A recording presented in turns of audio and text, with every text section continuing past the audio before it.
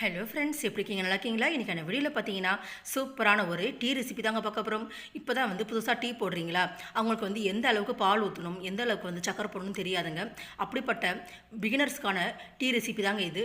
வாங்க வீடியோக்குள்ளே போகலாம். இன்றைக்கி நான் ஒரு லிட்டர் பால் நம்ம வீட்டுக்கு வந்திருக்குதுங்க. இதில் தண்ணியே கலக்காத பாலுங்க. இந்த தண்ணி கலக்காத பாலில் எப்படி ஒரு ஆளுக்கு டீ போடலான்னு பார்க்கலாங்க. வாங்க போயிடலாம் வீடியோக்குள்ளே. பாருங்கள், இப்போ 1 லிட்டர் பாலை நான் காய்ச்சி எடுத்துக்க போகிறேன். இதில் நம்ம ஒரு ஆளுக்கு நம்ம எடுத்து வச்சுக்கலாங்க ஒரு டம்ளரில்.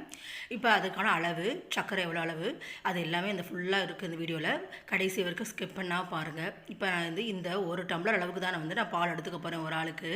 இது பார்த்திங்கன்னா கிட்டத்தட்ட 150 ml இருக்கும் இந்த டம்ளரு. இப்போ நம்ம இந்த ஒரு டம்ளர் பாலை நம்ம பால் பாத்திரத்தில் நம்ம சேர்த்துக்கலாங்க. இப்போ நம்ம அடுப்பை ஆன் பண்ணிடலாம். பால் கொதிக்க